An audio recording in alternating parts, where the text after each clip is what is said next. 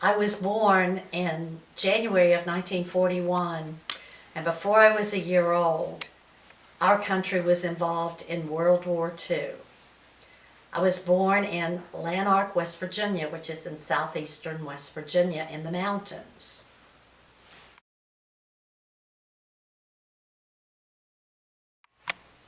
I was the oldest child in my family, but I only had one sibling, a sister who's about 6 years younger than I. But I still had a lot of playmates because my father had 7 brothers and sisters, and my mother had 8 brothers and sisters. So consequently, I had 26 first cousins, so I always had a lot of playmates. I started to school at Stanford Elementary School when I was only 5 years old. I was in first grade, but they thought that I was smart enough to handle that. I remember all 4 of my grandparents very fondly. My Mama Tucky, my mother's mother, had a special cake she always made. And everybody loved it, but she wouldn't give anybody the recipe because it had a secret ingredient. Today, I know what the secret ingredient is, and I'm the one who makes that cake from scratch about once a year. My grandfather Tucker, her husband, didn't ever go to school. He was not an educated man. He didn't know how to read. He didn't know how to write. As a matter of fact, he signed his name with an X. But he worked very hard as a coal miner. He was able to own his own home, raise his children, and he was a very frugal man. I remember very well, he always told. My grandfather on the other side, Poppy Stanley, was a very well-educated man. He started his career as a teacher, but soon he decided he wanted to be an entrepreneur. And he had a sawmill, and then he had a general store, and he added to that some mineral rights about coal that he leased to men who would mine the coal and then sell it to him. And he had 5 sons, and only one of them was not exempt from being in World War II, and that was because the coal that they mined was used to help the war effort of the United States, but even before that, it was exported to our allies in Europe. But I think it was my grandmother Stanley, Mama Stanley, who helped me most with getting started to school early, because she's the one who taught me my ABCs and how to count.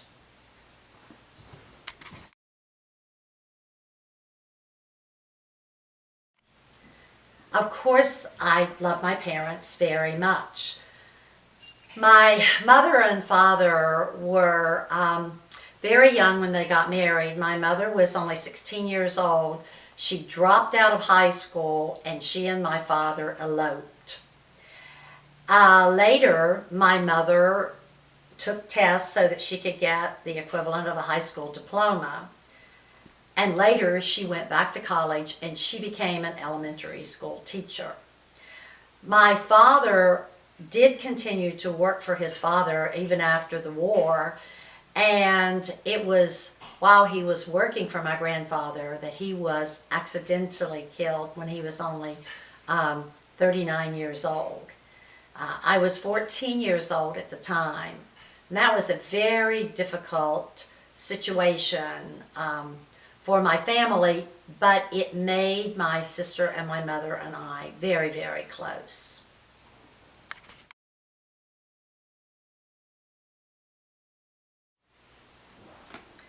I loved going to school.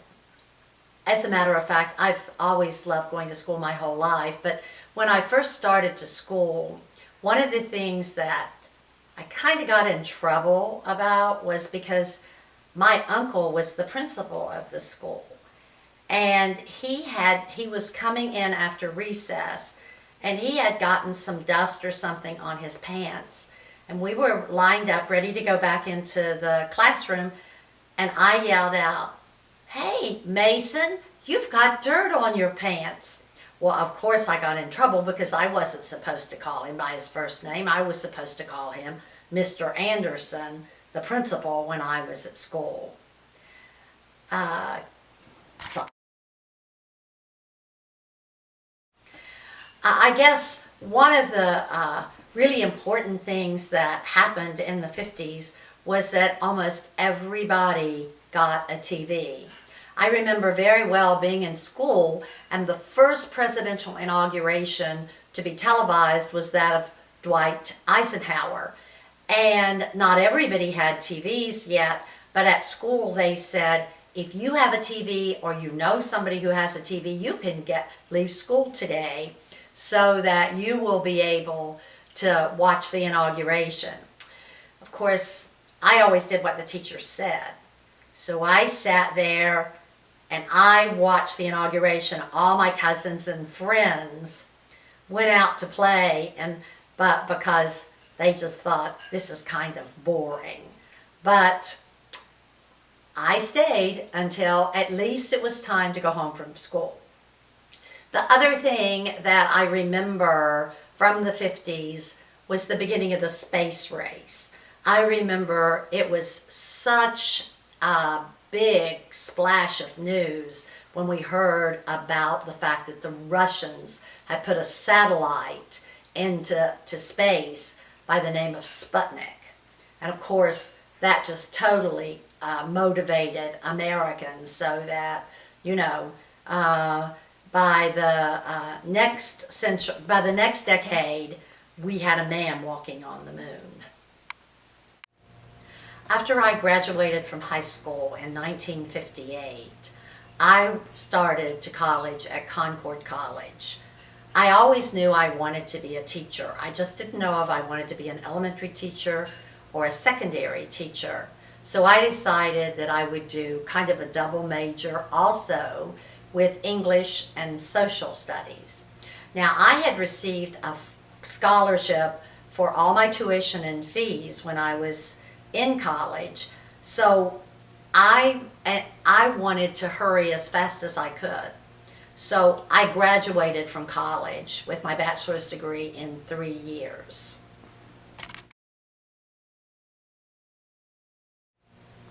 Well, after I graduated from college, I had my first teaching job as a high school English teacher.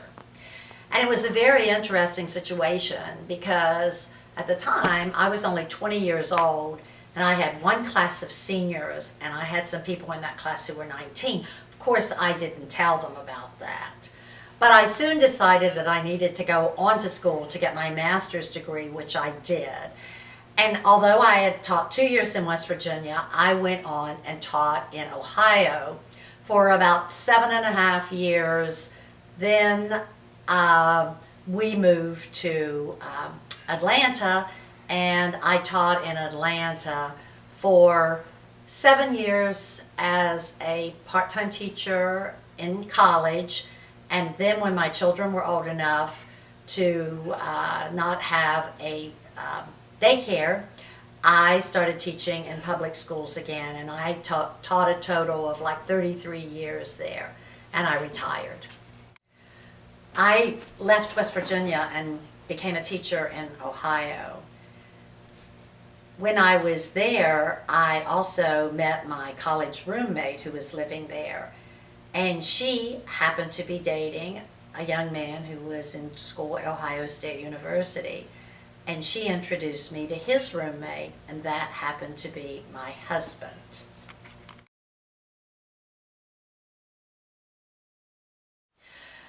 My husband Pete and I had 2 children. The first was a son, and 4.5 years later, we had a daughter. One of the things that is most outstanding to me historically in the 60s and had such a devastating effect on our whole society was the assassination of our president, John F. Kennedy. I think I remembered him very well because even though I wasn't old enough to vote, you had to be 21 to vote then, he came to our college campus while he was campaigning to be president in the 60s.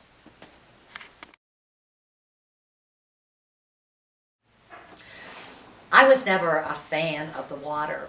So consequently, I didn't take my son John to the pool very often.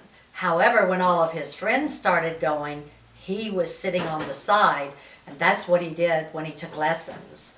He just didn't want anything to do with the water. The pediatrician told me that he would learn to swim because of peer pressure. But it really wasn't peer pressure, because I decided I had to take his sister when she was only 4 years old to have lessons at the Y. Well, she came home and she filled the bathtub with water and showed him how to put his face in the water. That was all it took. It was sibling pressure. And he ended up becoming a tremendous swimmer, actually having sharing a national record at one time.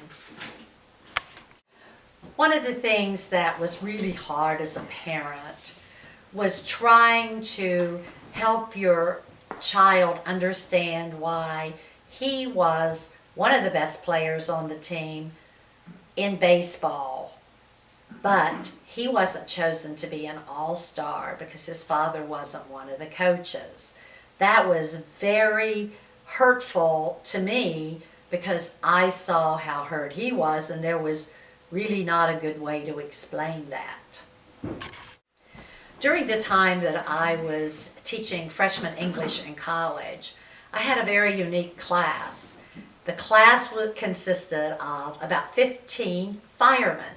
Now, firemen have a very unusual schedule when they work. They're on 24 hours and off 24 hours. So our class met on Mondays and Thursdays the first week, Tuesdays and Fridays the second week, and Wednesdays and Saturdays the third week. One of the things that happened during that time is there were often a lot of bomb scares called into schools and colleges. And there was one called while I was having class with these firemen. And I thought, oh, they would really want to be involved in helping to find out about what this was all about. And when I said something to them, they said, no, we're not on duty. Well, it was a very different time of life for us when we sent our son away to college. But little did we know that in his very first quarter of college, he was going to meet the next addition to our family, his future wife. We knew her for several years before they were married. So we felt that she was going to fit in quite well with the college. And so it was very interesting to see the two of them as they learned to form a new family but still be part of our family. Being a grandparent is so special. It's so unique. In a way, it reminds you again of being a parent, but it's different from that because it's an entirely different human being that you are establishing this intangible relationship with. I really never thought of my career as a job because I always loved going to school. So as a teacher, I just continued going to school. But I think most importantly, I always was so rewarded when I saw that I had helped people learn how to communicate, how to read, how to write, how to form their own opinions so that hopefully they would be better citizens.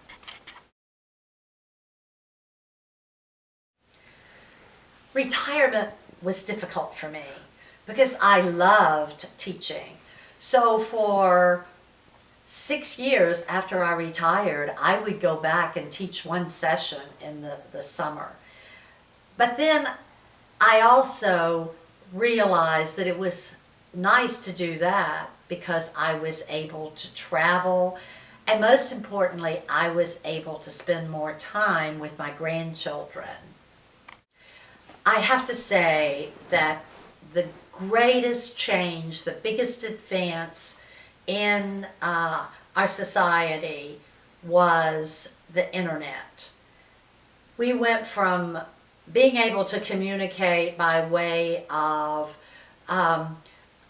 telephone, telegraph, telephone, writing letters, to now instantaneously we can message somebody by way of the internet.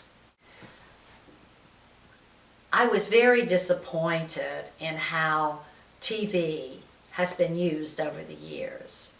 I thought that TV would be a marvelous way of spreading information to everybody in the whole world. But it seems as if television has become something that shows a lot of violence, a lot of negativity, and maybe even some bias in politics. When I think about the future and civilization, I think about my grandchildren and my future great-grandchildren. And I want for them to be able to live in a beautiful world without pollution. But most of all, I want them to be able to live in a world that is totally at peace. Cut. I was born in Moberly, Missouri, July 12, 1938. Started school in the 1940s in Ottumwa, Iowa.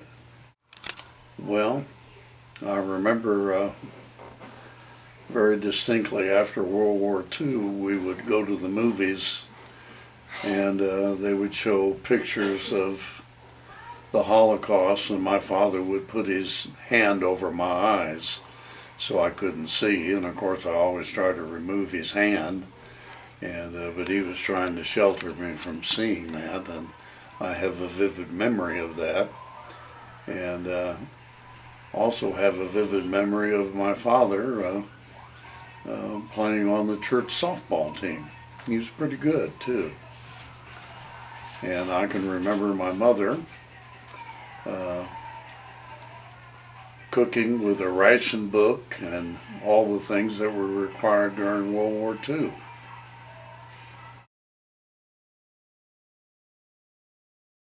Elementary school, you have to remember that was an awful long time ago. I remember a teacher named Miss Thompson, but I can't remember what grade it was in, and and as I've told people over the years, I do not remember learning how to read. And of course I, read pretty well as a grade school student, but I have no knowledge of the process of learning how to read. I went to Northwest Missouri State University. I have a bachelor's degree in pre-law with a double major in history and political science. During the 50s, I remember the Korean War, and I remember that distinctly because the son of our next door neighbor was killed in the Korean War. And then I remember in the late 50s, the revolution in Cuba that brought Fidel Castro to power eventually. Teaching in a small town in Iowa, Bedford, Iowa, and I taught there for 7 years. I met your grandmother when I returned to college to work on a master's degree, and she was an undergraduate student. And we had a very whirlwind courtship and got married, by the way, 50 years ago this year.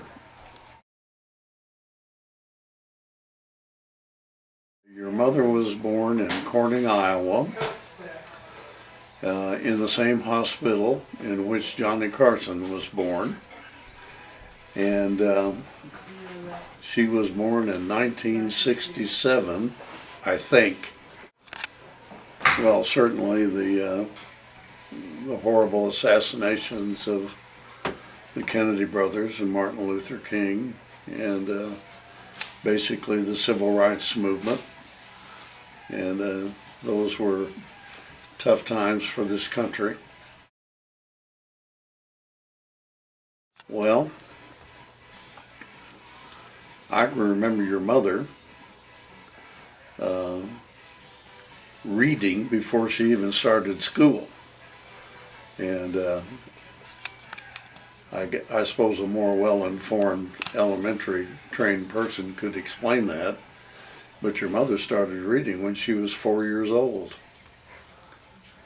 One of the most difficult times I had with your mother. Yes. Now I have to say this. Your mother was probably the easiest child that I could ever imagine to raise. She virtually was no problem at all. And that is a little bit different than her younger brother. Well, I guess I made 4 educational films that were seen all over the United States, and I have to admit, to go into a national convention and be recognized and have somebody come up and say, I've seen one of your films and I use it, I guess for the bolstering of my ego, that was a nice thing to happen. I'd like to become a father-in-law. Well, I met your father when I came down to pick up my daughter at Georgia Tech.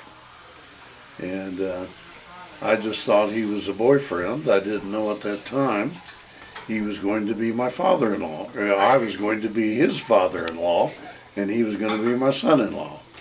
But I thought he was a pretty nice young guy. Being a grandparent, not knowing what was in store for me, and being an educator, it has been a very enlightening experience watching my grandchildren grow up and develop intellectually and socially, and it's been a tremendous experience. It's just been delightful.